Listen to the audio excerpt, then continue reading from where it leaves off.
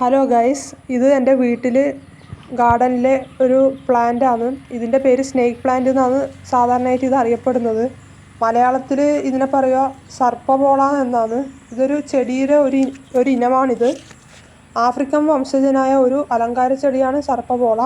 അതിൻ്റെ ശാസ്ത്രീയ നാമം സാൻസെവീറിയ ട്രിഫാസിയാറ്റ. നിത്യഹരിത ബഹുവർഷ കുറ്റിച്ചെടിയാണ് ഈ സ്നേക്ക് പ്ലാന്റ്. മണ്ണിൽ നിന്നും നേരെ ഉയർന്നു നിൽക്കുന്ന കട്ടിയുള്ള ഇലകളാണ് ഇതിനുള്ളത്. പാമ്പിനെ പോലെയുള്ള രൂപത്താൽ ഇത് പാമ്പു ചെടി എന്ന് അറിയപ്പെടുന്നുണ്ട്. മൂർച്ചയുള്ള വശങ്ങളുള്ളതിനാൽ അമ്മായിയമ്മയുടെ നാവെന്നും ഇതിനെ വിളിക്കുന്നു.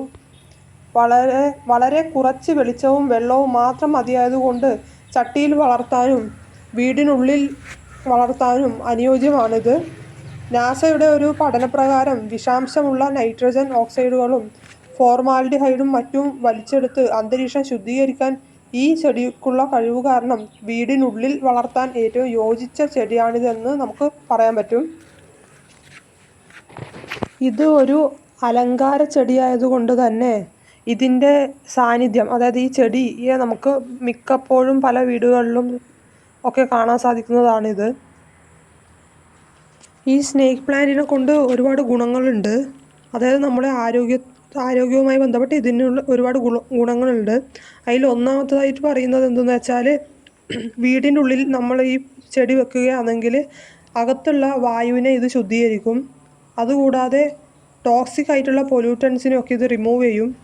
അതേപോലെ ഇത്തരം ചെടികളൊക്കെ കാണുമ്പോൾ, വീട്ടിനകത്ത് കാണുമ്പോൾ ഒക്കെ നമ്മളെ ഒരു മെൻ്റൽ ഹെൽത്തിനെ അത് നന്നായി ഇരിക്കാൻ സഹായിക്കുന്നുണ്ട്. വാസ്തുശാസ്ത്രയും അതുപോലെ ഫെങ് ഷൂയിലും പറയുന്ന പ്രിൻസിപ്പിൾസ് അനുസരിച്ചിട്ട് ഈ സ്നേക്ക് പ്ലാന്റിനെ കണക്കാക്കുന്നത് എന്തെന്ന് വെച്ചാൽ ഒരു ലക്കി പ്ലാന്റ് ആയിട്ടാണ് കാണുന്നത്. അതുകൊണ്ട് തന്നെ ഈ സ്നേക്ക് പ്ലാന്റിനെ കൂടുതൽ ആൾക്കാരും തിരിച്ചറിയുകയും ഇതിനെ വളർത്തുകയും വീട്ടിനകത്ത് വളർത്തുകയും ചെയ്യുന്നത് എന്തുകൊണ്ട് വെച്ചാൽ ഇതിൻ്റെ ഒരു പോസിറ്റീവ് ആട്രിബ്യൂട്ട്സ് കൊണ്ടാണ്. അതായത് ഇതിൻ്റെ ഗുഡ് ലക്കിൻ്റെ ഒരു സിമ്പലായിട്ടാണ് ഈ സ്നേക്ക് പ്ലാന്റിനെ കാണുന്നത്. അതേപോലെ ഇത് കാണുമ്പോൾ ഇതിനെ പോസിറ്റീവ് എനർജി നൽകുന്നതായിട്ടും പറയപ്പെടുന്നുണ്ട്. അതേപോലെ പ്രോസ്പെരിറ്റിക്കും ഈ പ്ലാന്റിലൂടെ സാധിക്കുമെന്നാണ് പറയുന്നത്.